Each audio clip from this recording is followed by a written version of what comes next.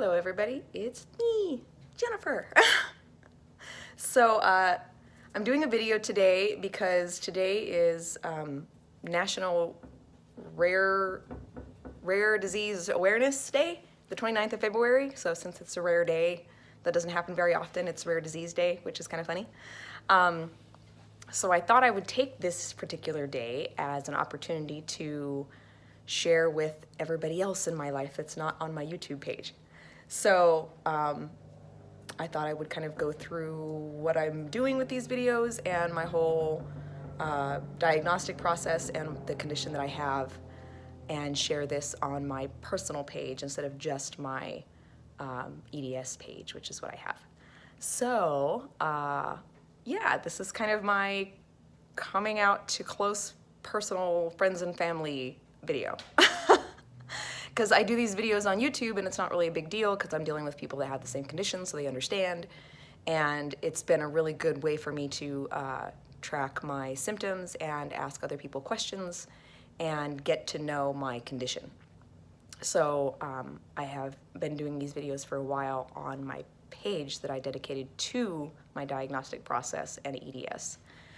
But I haven't really told extended family, friends that aren't super close. A lot of people in my life have no idea that I have a condition. So I thought I would take today to share that with everybody and, like I said, kind of come out to everyone as having this condition since I finally got a diagnosis. So for those of you that don't know or haven't watched my other videos, strap in and I will share what's going on. So I have had lots of symptoms, I guess you'd call them, my whole life. I've dislocated joints my whole life. I've been on a first name basis with a chiropractor for a long time. I have Invisaligns right now because of TMJ, because all my teeth shifted, which is part of the condition that I have. And I've also got some intestinal issues and also some lightheadedness and occasional fainting issues that are all connected to this one condition that I just found out about.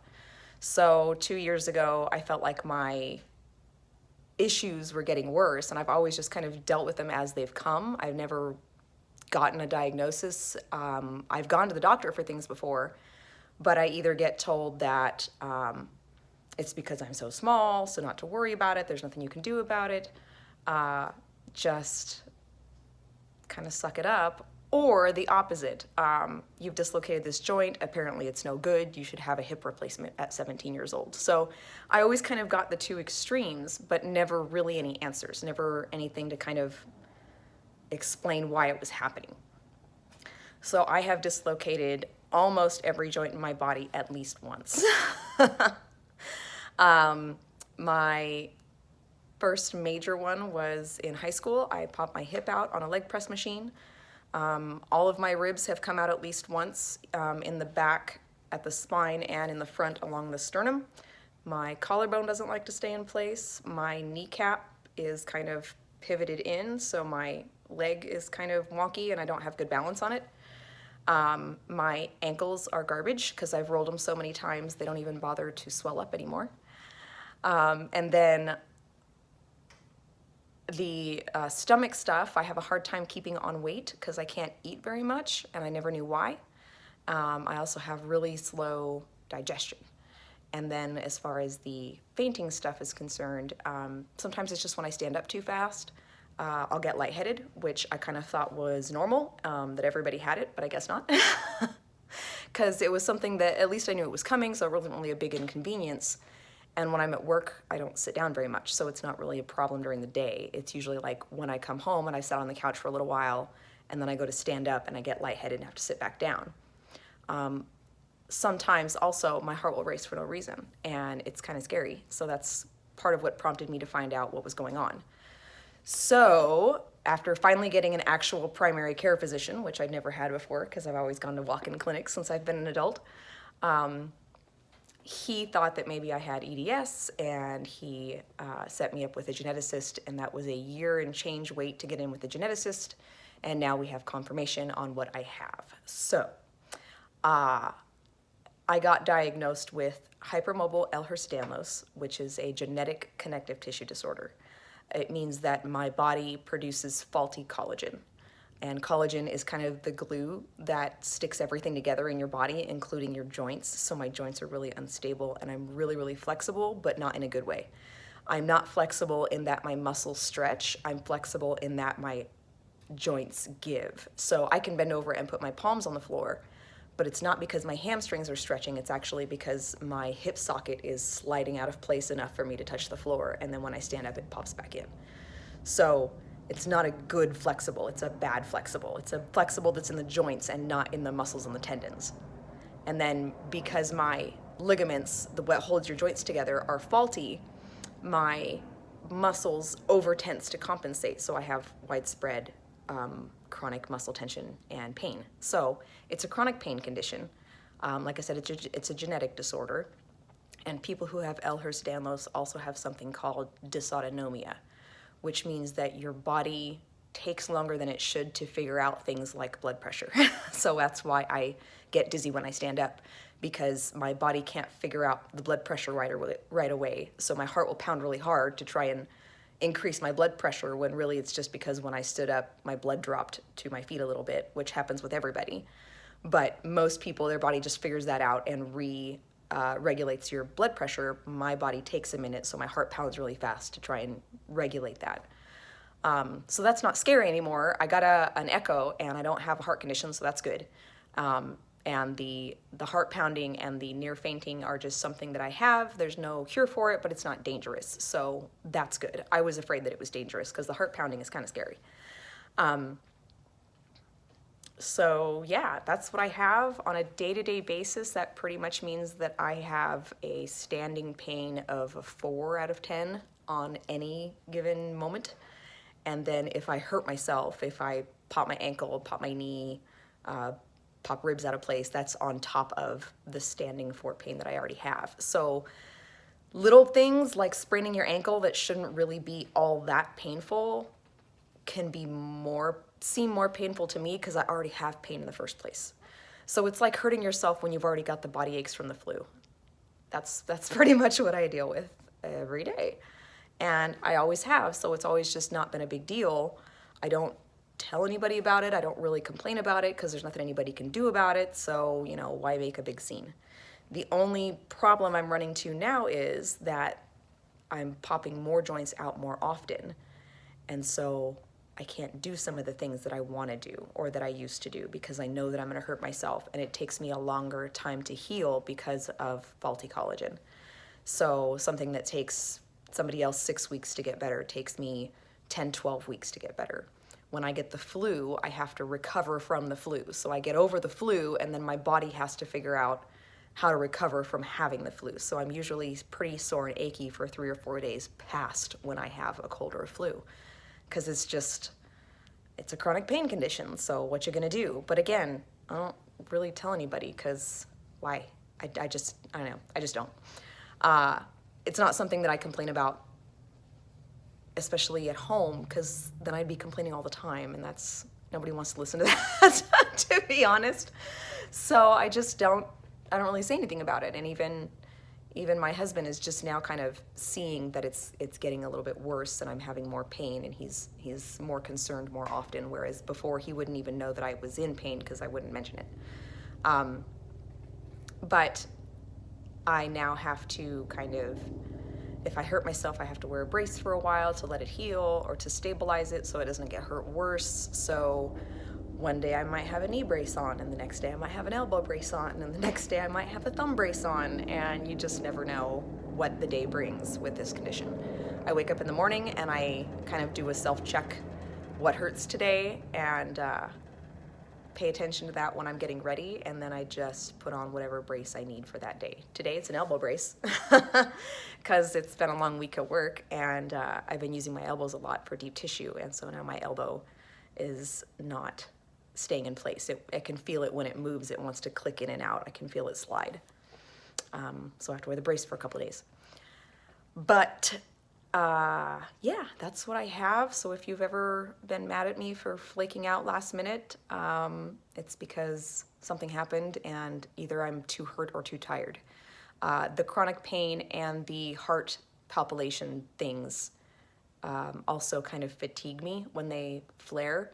When your heart pounds really fast and it messes up your blood pressure, your body gets fatigued afterwards.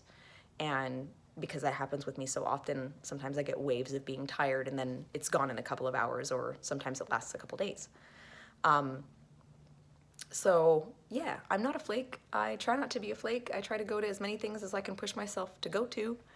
But there are times when I just can't and I have to listen to my body. Otherwise, I'll pay for it for days afterwards. And so sometimes pushing through to go to the one thing today isn't worth the next 3 or 4 days of pain. Sorry. It's not that I don't love everybody.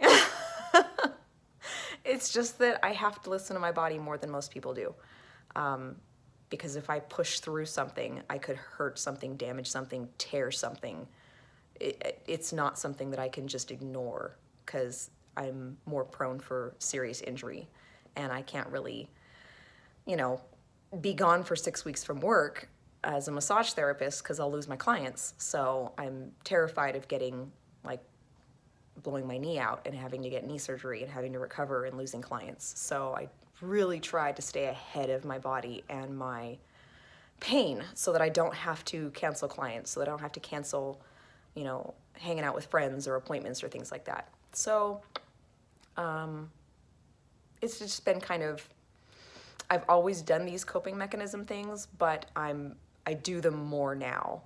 Whereas before I would have just pushed through because it wasn't a big deal. Now I go ahead and put the brace on even though I really don't feel like I need it, just in case. And it has helped. I have less pain. But I will say the one thing that finding out that I have this particular condition and researching it and getting to know other people that have it, what I've found the most, I think what the most enlightening thing was for me, is this is considered an invisible illness and an invisible disability. So a lot of people who have this condition, use crutches one day and not the next day, use a wheelchair one day and not the next day once the condition progresses. And you can't tell just by looking at somebody if they're disabled or if they have a condition. There's a lot of people with this condition that have handicap plaques because they can walk, but they can't walk very far because of either their heart pounding or because their joints can't handle it or because their balance is poor. So when they get out of the car, they look okay. And when they go back to the back of their car and get their, crutches or wheelchair or whatever they need, they get it out of the car themselves. So they look fine, but they're not on the inside. And I see a lot of people, and honestly, I used to be one of those people that was like, you don't look sick, why are you parking in handicap? I didn't know. And now that I know that there's these conditions out there that you can't see from the outside, but it really is beneficial to have assistance of some kind, braces, canes, crutches, wheelchairs, handicap plaques, whatever it is, those things are really, really helpful. I haven't gotten a handicap placard yet. I don't know that I've wrapped my head around needing it yet, so I think just my pride is fighting it at this point. But I no longer look at people who are in a handicap spot and judge, or I no longer look at things that are like pre-peeled oranges at the store. I don't look at those and go, God, people are so lazy. I look at those and go, oh, I bet you people with arthritis really benefit from that. So I'm more empathetic to people because I realize you can't tell what's wrong with somebody by looking at them. And something could really, really be wrong and they look fine, or they look too young to be in pain, or they look, you look healthy, you got out of the car by yourself, how handicapped could you be? It's not that we can't move. It's that if sometimes we move too far, we'll hurt ourselves, or our heart will go out of crazy control, or whatever, and you never know when that's gonna happen, so you try to prevent it from happening by giving yourself accommodations. So I think that it's, in a small way, made me a better human because I'm just more, forgiving's not the right word. It's more just the benefit of the doubt, I guess, is probably the best description. I give people the benefit of the doubt that for more now than I ever used to, because I know that I get looked at the same way. I've seen people in my building look at me when I walk in on Monday with a knee brace, on Tuesday with an ankle brace, and on Wednesday with a shoulder brace. And I've seen people in my office look at me like, what is she, a hypochondriac? No, it's that I slept on my left arm last night and now my left shoulder is sagging out of joint. And I stepped off the stairs wrong yesterday, so now my knee is not happy. It's just this series of little things that happen that cause bigger problems in the body because the joints are so crappy. They're just so unstable that I'm finding out now with my massage knowledge and now with my knowledge of this condition how unstable I really am and how much I actually think about putting my foot flat when I walk, or when I'm going down the stairs, how much I concentrate on how I'm walking so I don't fall. Because I used to fall all the time, and now I don't fall so much anymore because I pay attention and because I understand my own anatomy. And I understand what's wrong with me. So it may look like now that I got diagnosed, I'm making a bigger deal out of it, but it's more of a, now that I've got a diagnosis, I know what to do to prevent it from getting worse. I don't want to end up in a wheelchair at 50. I want to be able to keep being a massage therapist. And in order to keep doing those things, I have to do these preventative maintenance type of things in advance before I actually get hurt. So yeah, it's made me more empathetic, and it's made me more forgiving and more willing to give people the benefit of the doubt with not just, a handicap spot, but with life in general. I think I've given people more the benefit of the doubt.